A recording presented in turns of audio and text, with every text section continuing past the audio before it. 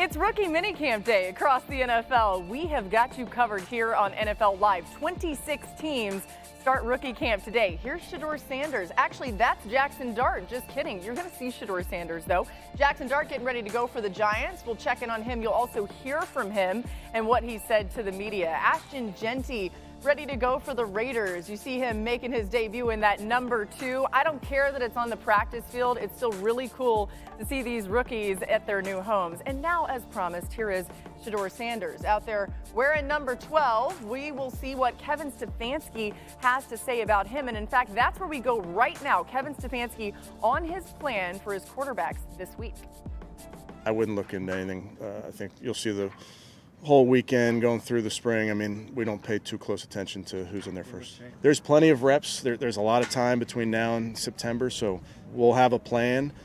But it's an all-encompassing evaluation. It's not something that it's just based on the practice reps. There's a lot that goes into it. Kimberly Martin joining us now from Cleveland. She got to watch today's practice up close. So, Kimberly, what did you see from the quarterbacks today?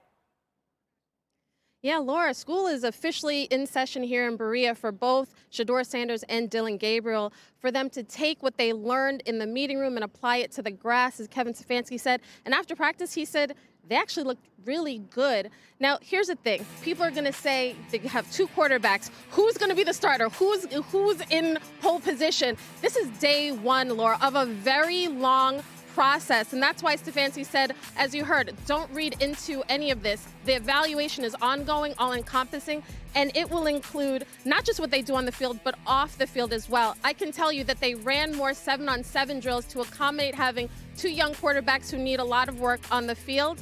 But they got to get these guys up to speed with the vets coming in very soon. But so far, so good. But I will leave you with one housekeeping note, Laura.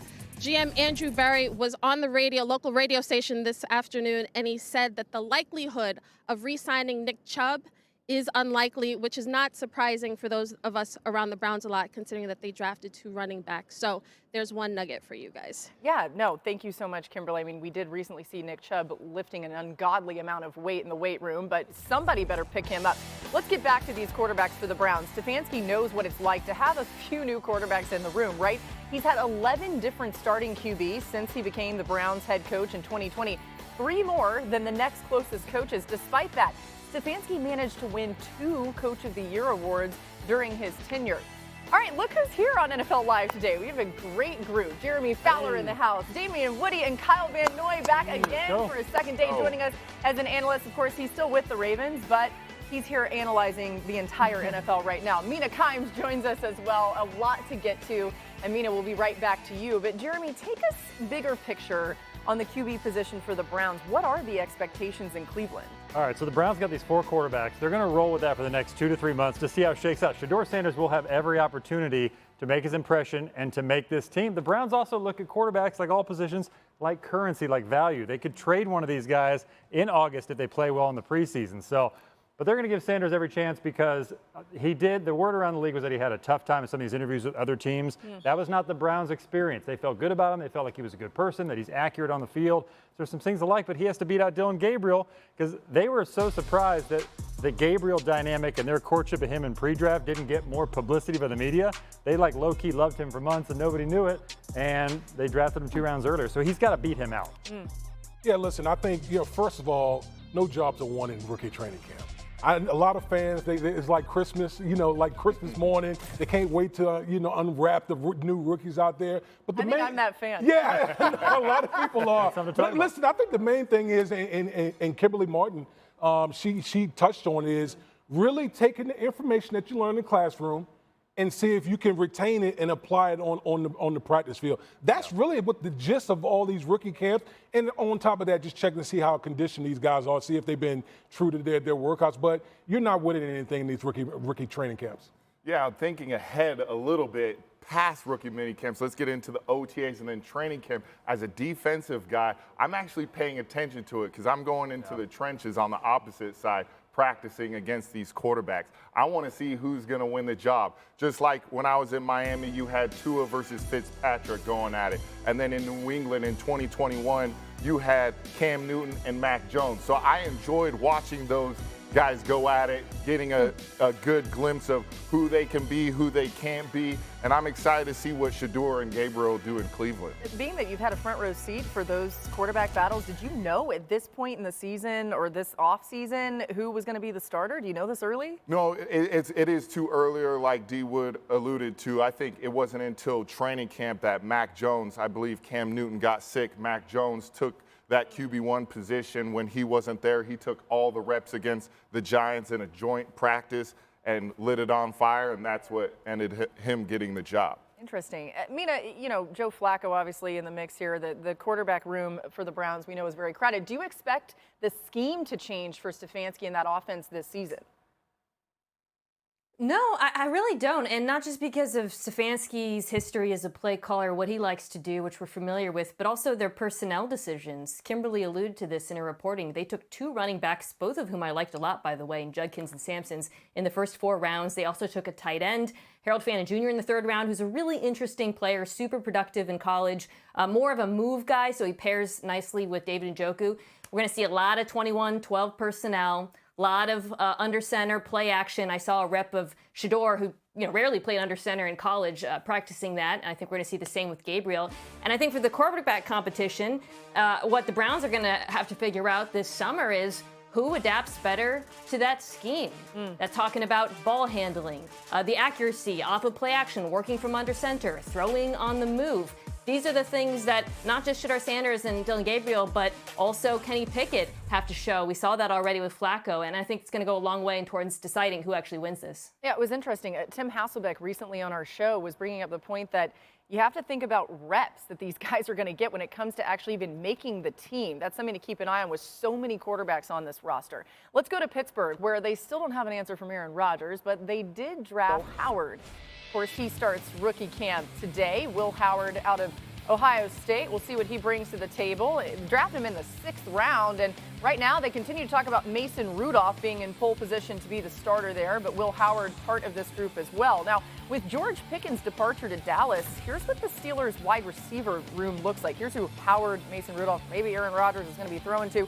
Robert Woods, DK Metcalf, the veterans, but they're both in their first season with Pittsburgh. And the most career receiving yards for any returning player is 1,154 by Scotty Miller.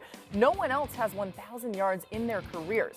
Steelers GM Omar Khan on how the Pickens deal came about. Was reached out, I don't really remember what day it was, but earlier this week, and they gave us, they proposed something that we discussed where things I guess have been with George, where they are, and where things could go with George, and this trade made sense for everyone. We had 3 years with George, and we had some exciting times, but. It was just time for the fresh start for both sides was the right thing. Roman's healthy. I've seen him the last couple weeks out here and how he's doing, and we saw how he was progressing at the end of last year. Obviously, he didn't get the chance to to get on the field, but there was some excitement there. But we have a good group. There's some guys that are back, and we've seen their growth and have another year under our belt with them, and we're chasing a championship, and every decision we make is based on trying to win a championship, not only, in the future, but this year.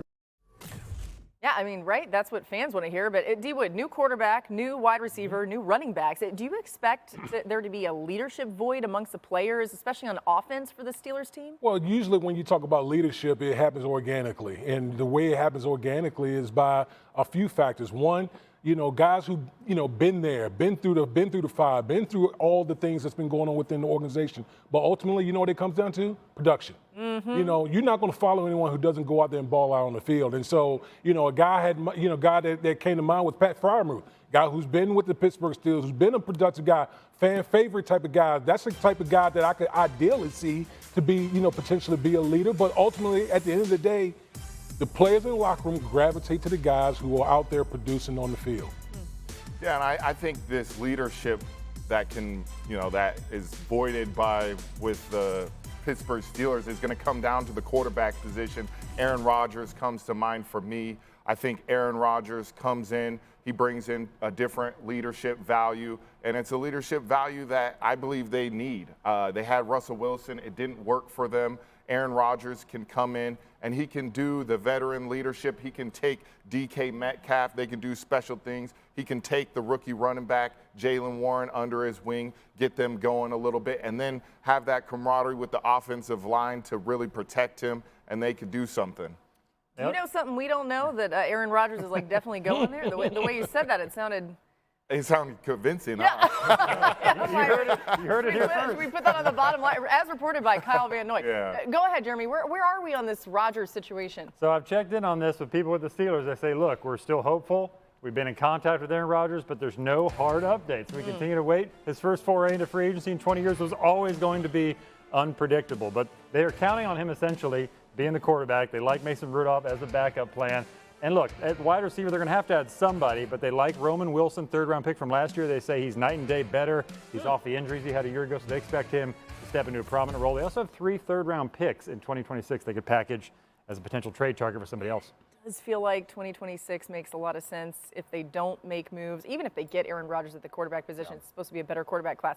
All right, we talked about Pickens going from Pittsburgh to Dallas. I saw you reporting no long-term deal there for him. Why is that? Yeah, he's going to play it out because Pickens knows that his value can skyrocket if he puts together a complete season, not just on the field with the production, but off it, because the issues in Pittsburgh were very clear. It was maturity and it was accountability or lack thereof. He can go to Dallas, try to show that, because from what I was told, he actually didn't want to leave Pittsburgh. He was loyal to Mike Tomlin, wanted to see it through, but then once the trade was going through, he's like, look, I get to play with Dak Prescott, the best quarterback he's had in the league, top 10 guy, really. And supporting cast, too. That's what I'm saying. He's got CD Lamb there, so he's going to put up numbers for sure. If he can go in, be a good soldier, show that he can, be on the up and up from a personality standpoint, and the Cowboys know how to manage some of those personalities as well. So he's going to hit it big. Dallas is totally comfortable with that because they get a year with him, and they can get a comp pick if he does leave and sign somewhere else. Laura, let me tell you something. If you can't put up numbers this year, then I just don't understand it. And in a contract year with a top 10 quarterback, come on. And not getting double team like he was in Pittsburgh. CD's taking a double team. No, that's a good point. I mean, you saw the numbers he put up in Pittsburgh is pretty remarkable considering, and he wasn't even healthy for some of that time. Now, Mina, we've talked a lot this offseason about some of the roster issues in Dallas. We turn our attention there. With most of the player movement now done, where are the holes still for the Cowboys? I think the biggest hole is the same as last year and the year before, and that's run defense. Kyle's Ravens ran for, I believe, 274 yards on them, and they were not alone. This was a bottom 5 run defense by just about every metric. And while they addressed pass rush in the draft, they added a cornerback who I really like. The spine of the defense remains an issue for me. Defensive tackle, linebacker. I think Dallas's best chance of stopping the run is for the offense to be so productive that teams have to pass on them, because I do not think their run defense issues are fixed. All right, we'll leave it there and continue to keep our eyes on those Cowboys. But new on NFL Live, Jeremy, you have some news about Jaire Alexander. What's going on there? Yeah, checking on Alexander with the Packers. I'm told they have discussed a potential resolution to his contract situation. They've talked about a trade, but the Packers just simply have not been comfortable with any sort of deal. So I'm told that Alexander, as it stands, is prepared to honor his contract unless the Packers can come to an agreement on a revised deal that benefits both sides. So he's due $17+ million next year. Can they find a sweet spot? It is looking more and more likely that he'll be a Packer at this point. I think they can work something out, but we'll see. Huge for Packers fans and Green Bay's defense.